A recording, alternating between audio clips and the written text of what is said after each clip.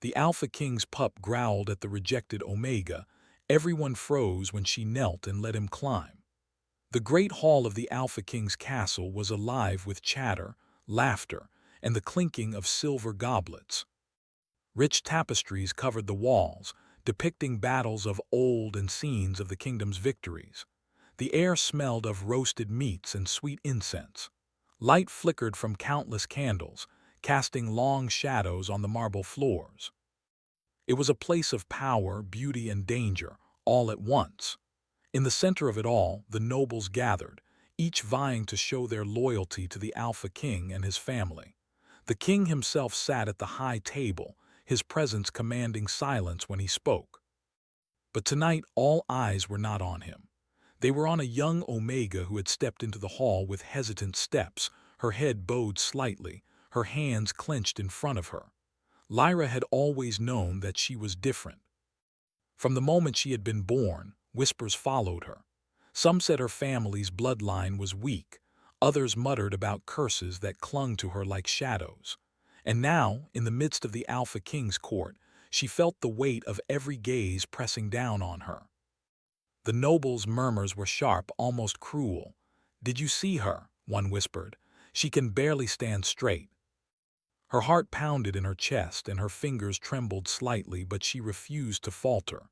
She had spent her entire life being told she was not enough, and yet she had dared to step into this hall.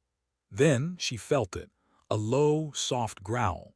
She turned her head slightly and saw him. The Alpha King's pup, Kale, stood near the high table, his golden eyes fixed on her. Unlike the others, he said nothing. He did not laugh. He did not whisper. He simply watched her, and his gaze was sharp, probing, testing. Lyra had heard of Kale before. He was young, fierce, and loyal to the king above all else. Pup or not, he had been trained in the ways of the court, taught to recognize weakness and strength alike. And yet his attention was on her.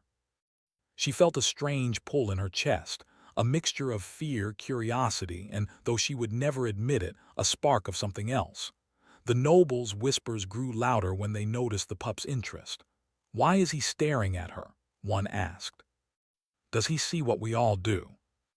The growl came again, low and warning, and she felt it more in her chest than in her ears. It was a sound that belonged to wolves, a sound that could freeze the bravest of hearts.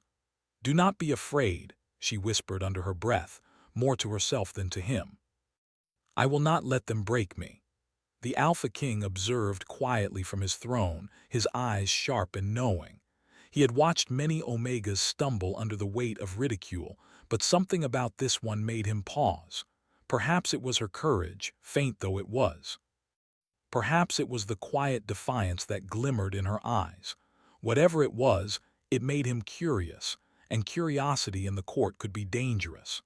As the ceremony continued, Lyra was summoned forward to present herself before the king.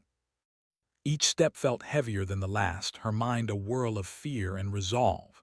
The nobles leaned forward, eager to see her fail, while Kale's gaze never left her. When she reached the center of the hall, the king spoke in a voice that filled the room. "Lyra of the River Clan," he said, his tone formal but not unkind, "you have been brought here to serve and to prove your worth. Do not falter before us." Lyra bowed slightly, her head low, her heart hammering. I will serve as best I can, your majesty," she said softly, her voice steady despite the fear that quivered within her. The nobles snickered at her words, and one even called out, "Best you can is still far from enough." Lyra's hands clenched at her sides. She could feel the heat rising in her face, the sting of humiliation that had followed her all her life.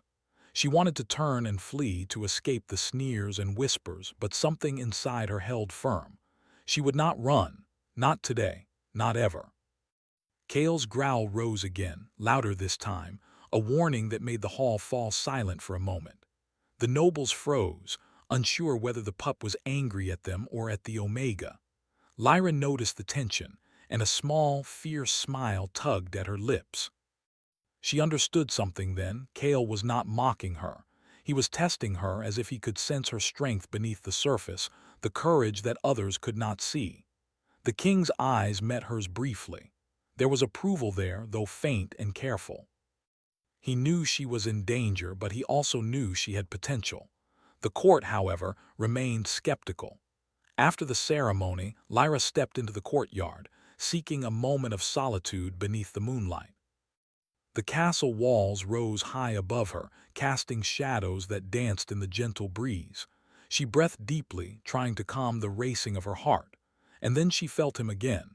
Cale approached silently, his steps light on the stone. He stopped a few feet away, tilting his head as if considering her. Lyra did not move. She did not speak. She simply looked up at him, meeting his golden eyes.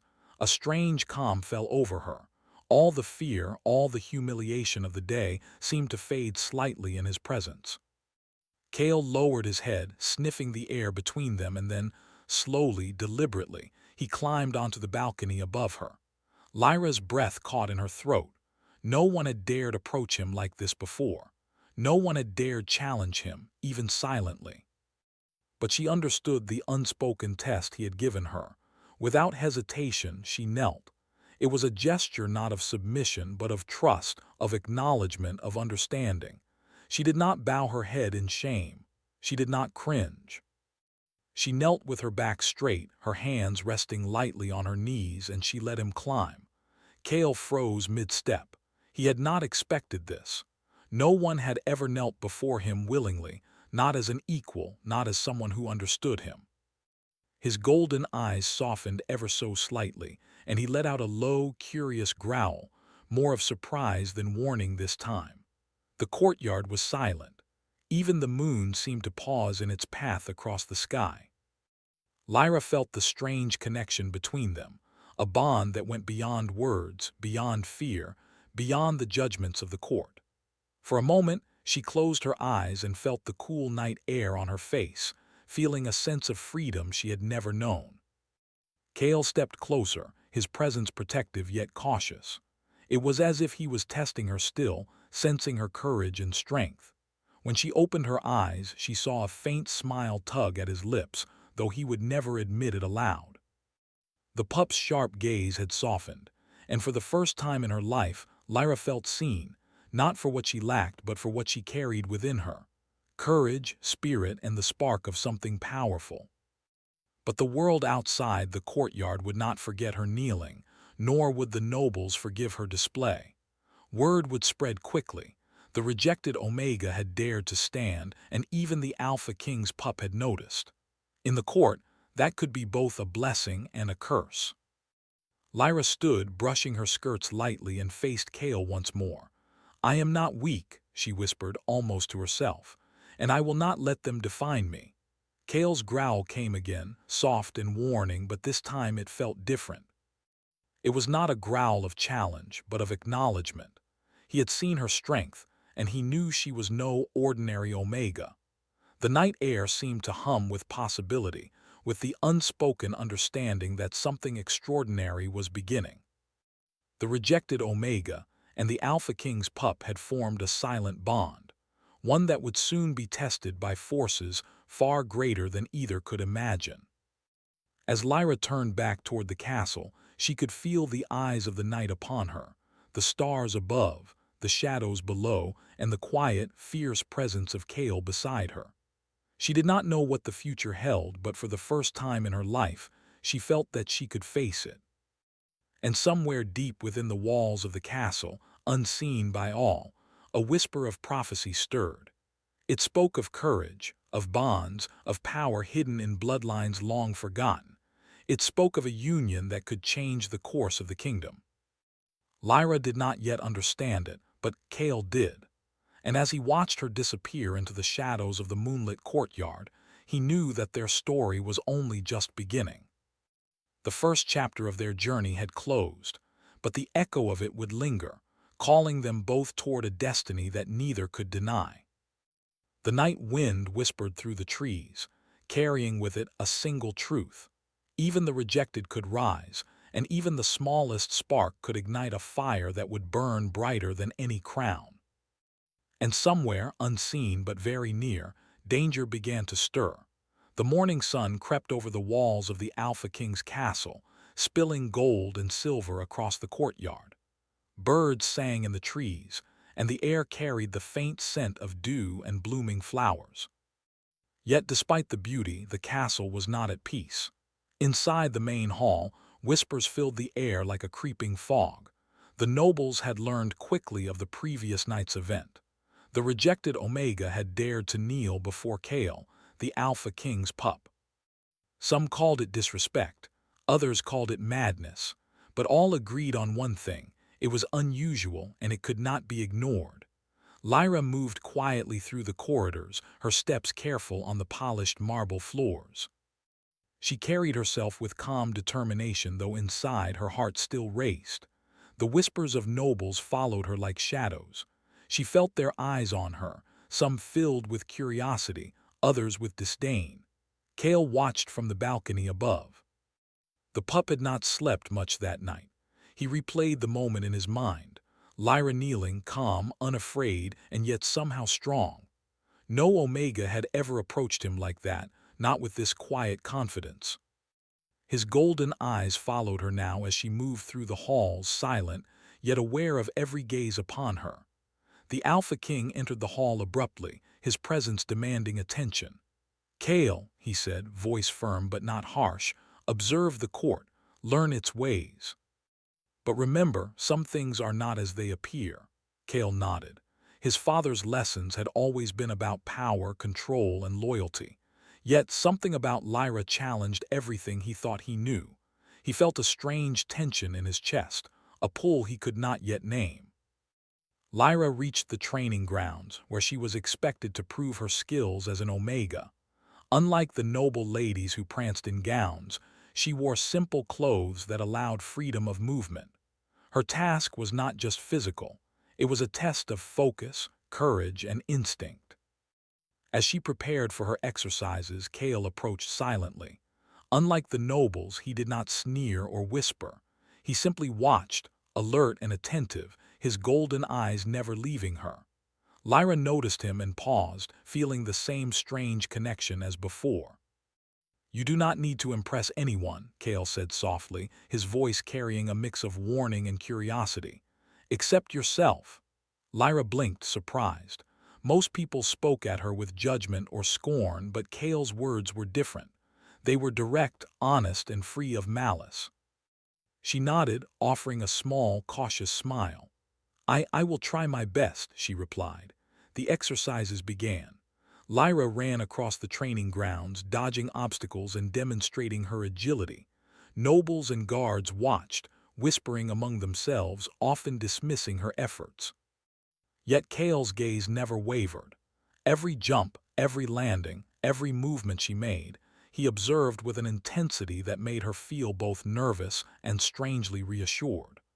During a particularly difficult exercise, a heavy log was meant to test strength.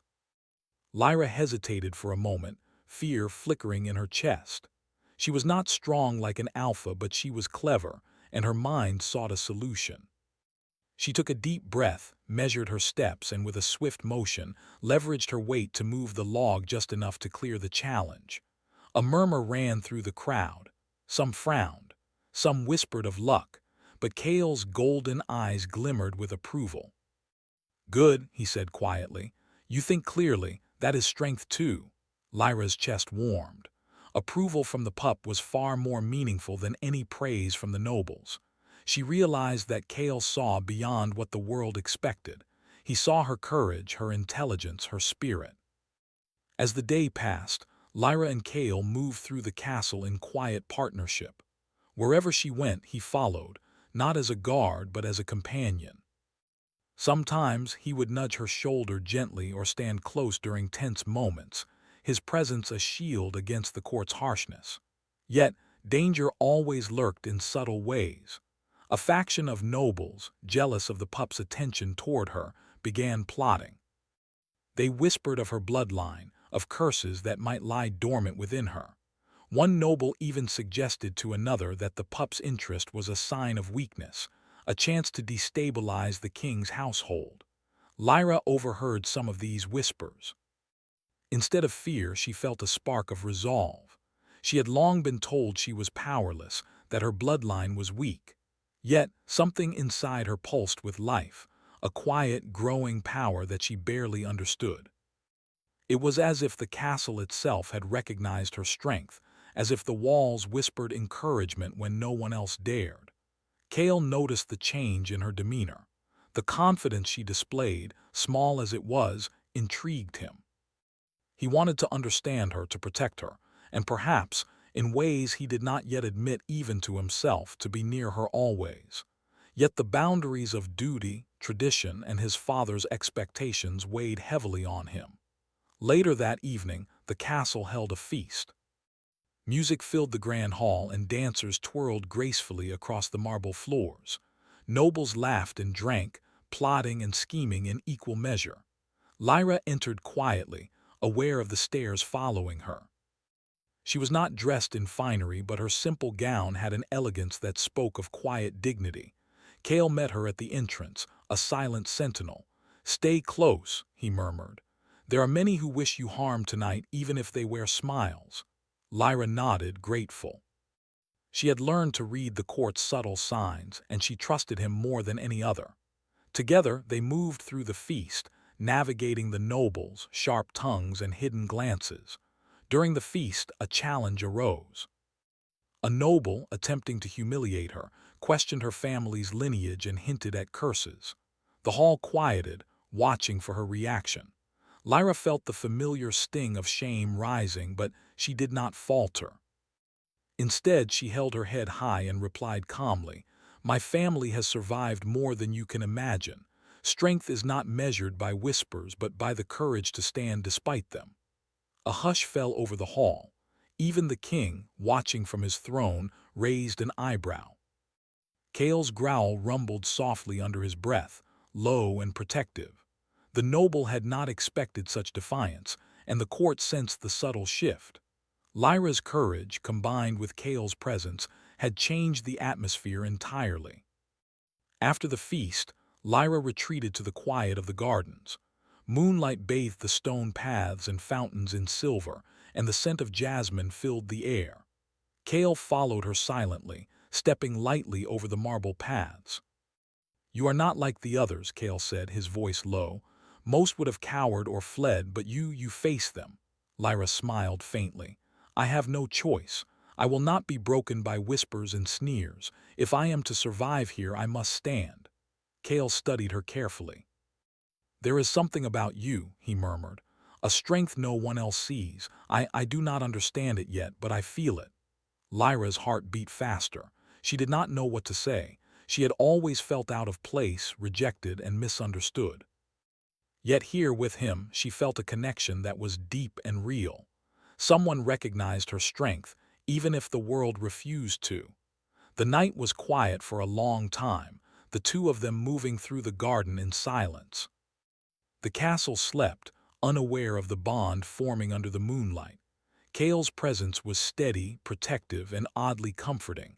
Lyra felt a sense of calm she had never known before, and yet the quiet did not last. From the shadows of the garden, a figure watched them. Eyes glimmered in the dark, observing Lyra and Kale with interest. The whispers of prophecy began to stir once more. There were forces at work in the kingdom that neither the Pup nor the Omega fully understood. Forces that would soon test their courage, their loyalty, and the bond that was beginning to form between them. As Lyra looked up at the moon, she felt a strange pulse within her chest, as if the night itself recognized her. She did not understand it yet, but something deep inside was awakening. The whispers she had heard all her life, of curses and weakness, seemed to fade. In their place was a quiet, growing power that made her feel alive, capable, and unafraid. Kale noticed it too. His golden eyes glimmered as he stepped closer, and he realized that this Omega, rejected by the court, underestimated by all, was far more than she appeared. The Pup understood that the court's challenges were only the beginning, and that Lyra's true trials had yet to come. The night wind carried a faint whisper of warning. Somewhere beyond the castle walls, danger stirred. The rival nobles, the ones who had mocked and plotted against her, were moving their pieces. The shadows in the forest, long dormant, began to shift. And the pulse of magic within Lyra grew stronger, as if recognizing the approaching storm. Kale growled softly, alert and protective. He would not let harm come to her, not while he could stand in her defense. And Lyra, feeling the strength within her, knew she would not run. Together they would face whatever was coming, their bond a quiet but unbreakable alliance in a world full of danger and deceit. As they left the garden, the castle lights twinkled behind them, and the first stars of the night appeared. The bond between the pup and the rejected Omega had begun, and though neither fully understood it yet, the court and the kingdom would soon see that they were forces to be reckoned with. The night was far from over, and their journey was only beginning. The castle was quieter than usual that morning. A mist clung to the towers and gardens, turning the world into a pale, ghostly gray. The usual bustle of servants, guards, and nobles seemed muted, as if the air itself held its breath. Lyra walked through the mist, her cloak wrapped tightly around her. She had not slept well the night before. Strange dreams had filled her sleep, shadows moving with eyes of fire, whispers in voices she did not recognize, and a sensation of power rising inside her that she could not explain. She woke with her heart racing and a strange energy thrumming in her veins. Kale was already waiting for her near the outer gate. The pup's golden eyes glimmered in the mist, alert and tense. "You feel it too," he said quietly, noticing the way she moved. Lyra nodded slowly. "Something is changing. I feel it inside me like something long asleep is waking." Kale tilted his head, studying her carefully. "Do not ignore it, but be careful. The court, the world outside the castle, they do not understand what you are." Lyra's lips pressed together. She had spent years being told she was weak, powerless, cursed. And now she felt the opposite, something strong and dangerous stirring inside her. She could not name it yet, but it was there, a spark of life and magic that pulsed like fire. The two of them stepped beyond the castle walls into the forest that bordered the kingdom. The trees were tall and thick, their branches twisting like fingers. The mist wrapped around them, softening sounds, hiding shapes, and making every shadow seem alive. "We must test your control," Kale said. "The danger is near, and you cannot afford to be unprepared. If the court's rivals sense your power, they will strike without mercy." Lyra swallowed, her heart pounding. She had never thought of herself as powerful before. Now the forest seemed to hum with possibility and threat. "How do I control it?" she asked. Kale's expression softened slightly. "By understanding it, by trusting yourself, and by never letting fear rule your actions."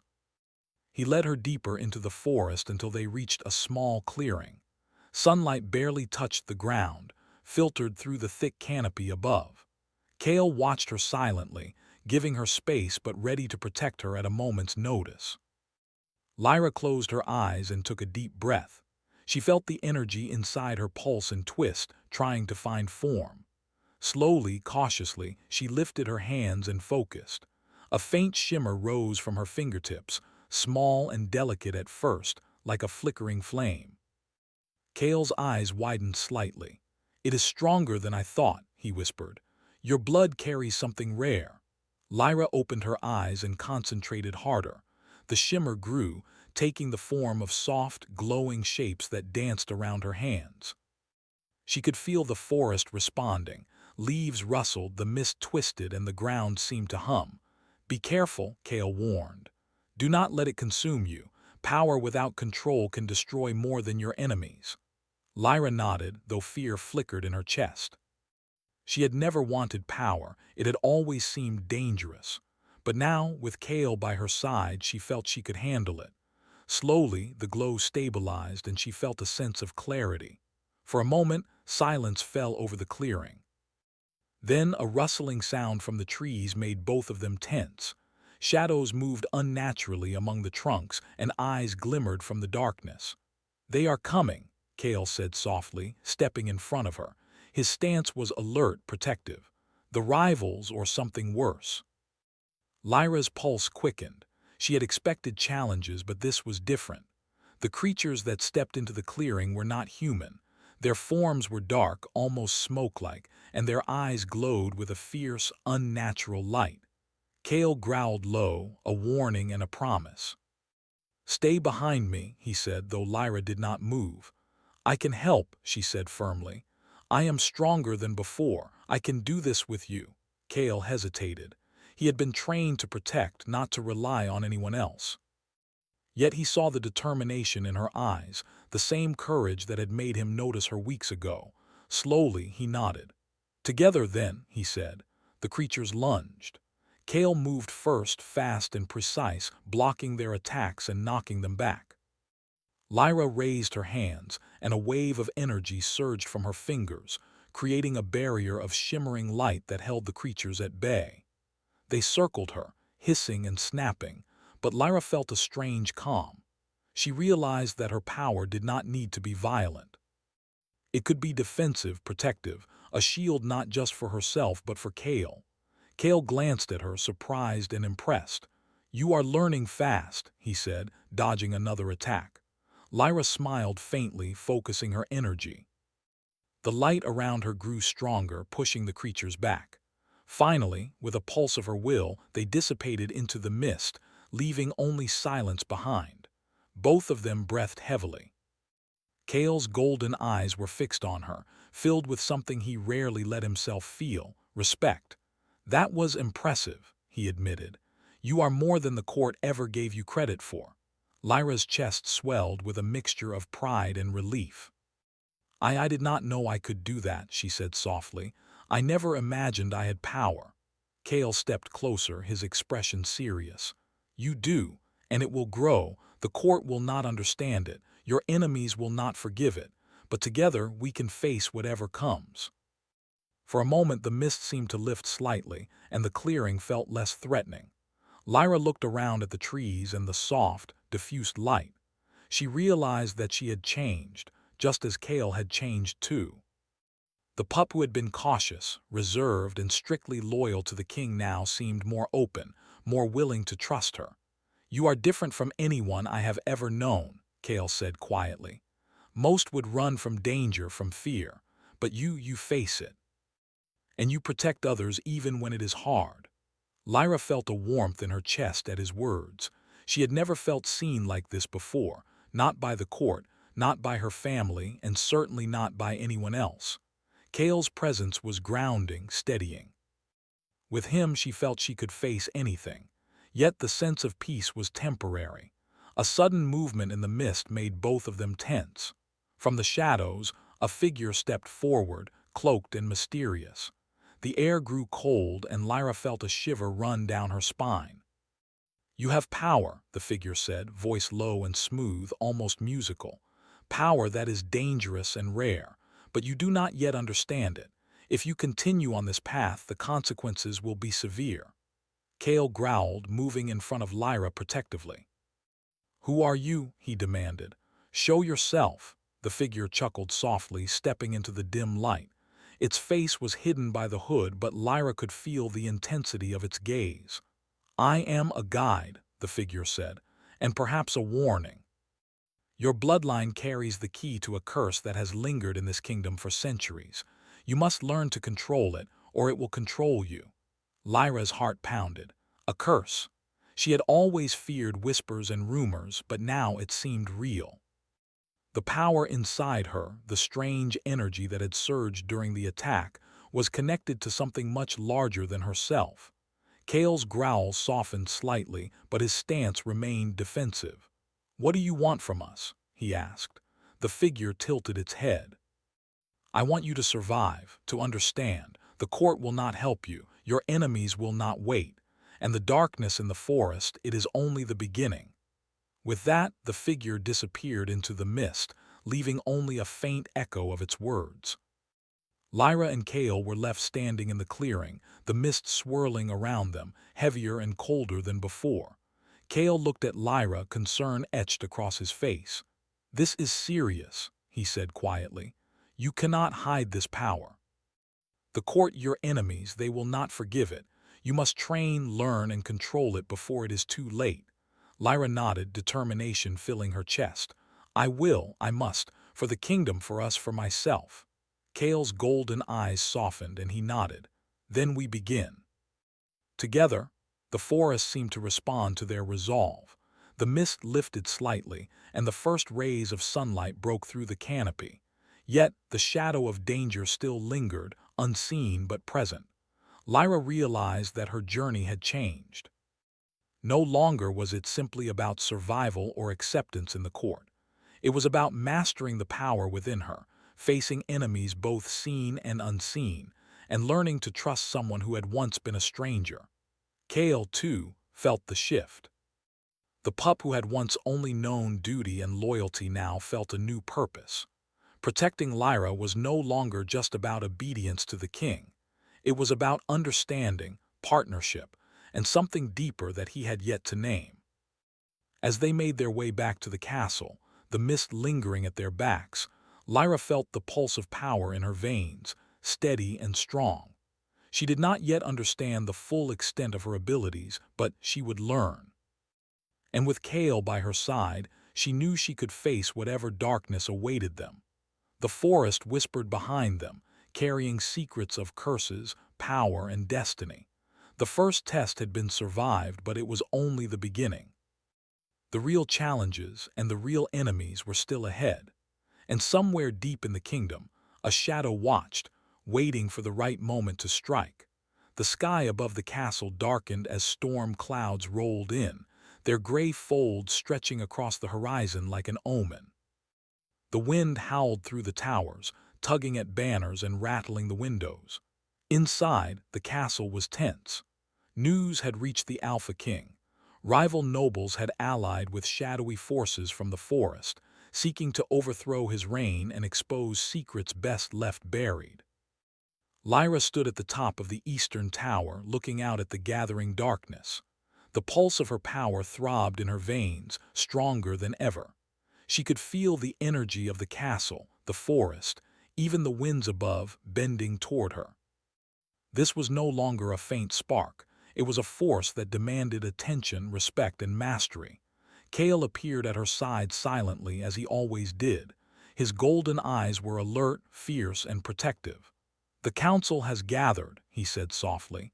"They suspect you.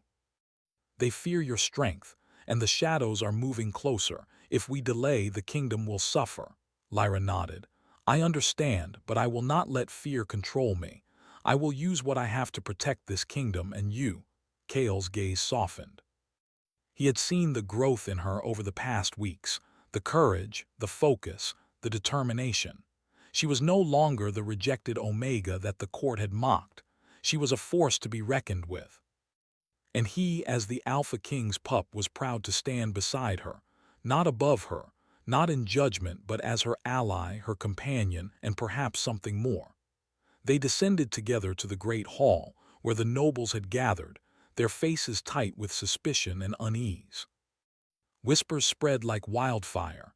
The Omega who had been scorned, the pup who obeyed no one fully but the king, and the rumors of hidden power that could change everything. Lyra stepped forward, calm, with Kale at her side. She raised her hand slightly, and the pulse of her power shimmered faintly in the candlelight. It was not meant to intimidate, only to show her control, her mastery over what had once frightened her. The room went silent. Even the Alpha King, seated high upon his throne, leaned forward, curiosity in his sharp eyes. "Lyra," he said, his voice calm but firm, "the court is uncertain of you. Show them your strength, yes, but remember your purpose." Lyra met his gaze, and a spark of understanding passed between them. "I serve the kingdom," she said quietly. "Not for praise, not for fear, but because it is my duty and my choice." The nobles shifted uneasily.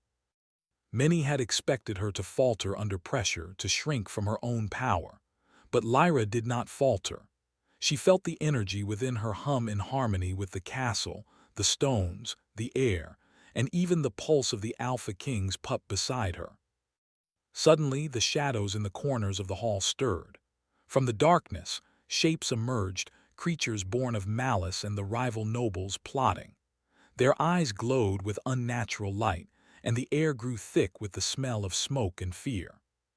Kale growled low, a sound that rolled like thunder through the hall.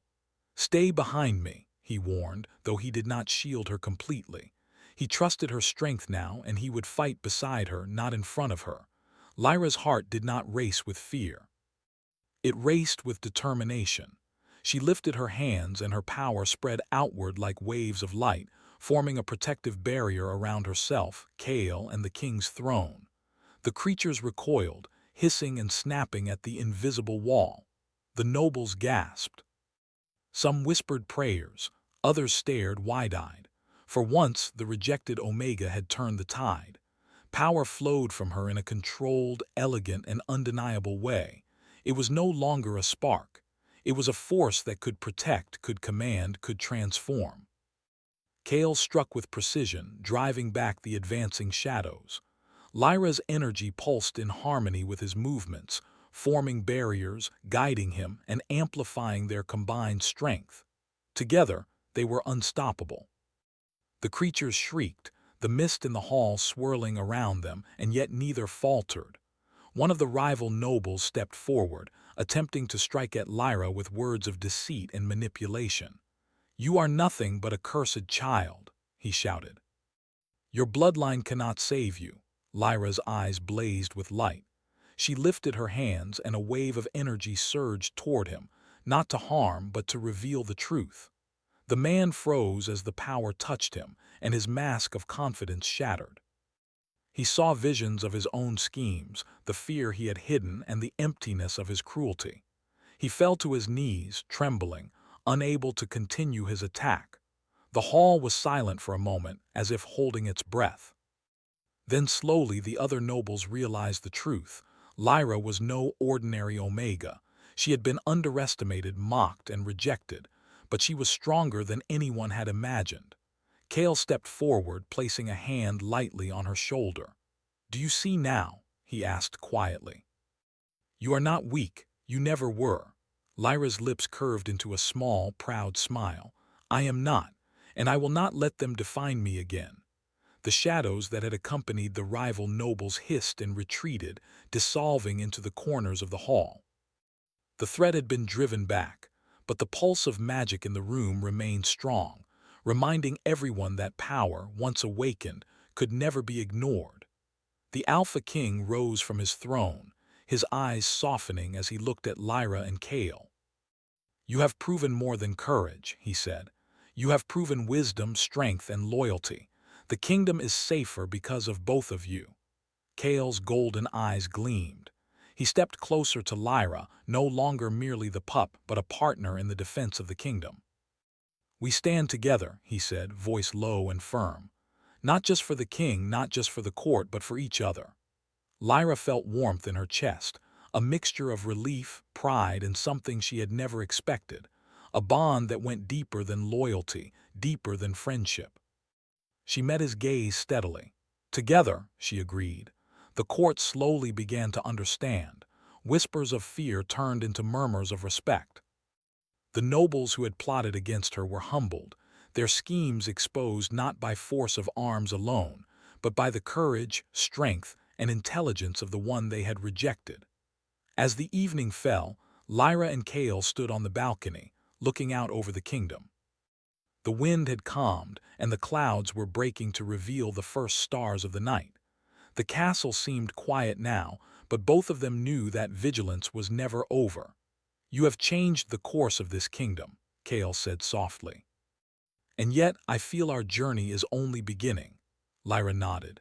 She could feel the pulse of power still flowing through her, the heartbeat of the kingdom in rhythm with her own. "I know, but now I am ready. Whatever comes, I will face it." Kale's eyes softened, and for a rare moment the pup allowed himself to feel the depth of what he felt for her. "And I will be beside you," he said quietly. "Not as a guard, not as a pupil, but as someone who trusts you, respects you, and perhaps something more." Lyra's cheeks flushed, and she smiled faintly. "Then we face it together," she said. The castle lights glimmered below them, the banners waving gently in the evening breeze. Somewhere in the distance, the forest rustled, reminding them that not all threats were gone. But now they had each other, and that made all the difference. A soft glow rose from Lyra's hands, flickering like a gentle flame. It was a reminder of the power she had embraced, a gift and a responsibility. Kale placed his hand over hers, and the energy seemed to respond, stronger and steadier than before. Together, they were a force that could protect the kingdom, challenge destiny, and perhaps even change the rules that had long governed their world. The rejected Omega and the Alpha King's pup were no longer outsiders, no longer underestimated, no longer bound by the fear of whispers. As the stars shone above, Lyra and Kale stood side by side, ready to face whatever came next. The court had seen their strength, the enemies had been warned, and the kingdom had found new hope.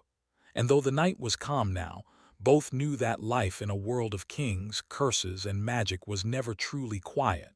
New challenges would come, new threats would rise. But together they were ready, for Lyra had discovered her power, her courage, and her worth, and Kale had discovered loyalty, trust, and a bond that went beyond duty. The first chapter of their legend had closed. The next chapter, filled with adventure, mystery, and perhaps even love, awaited them in the days to come.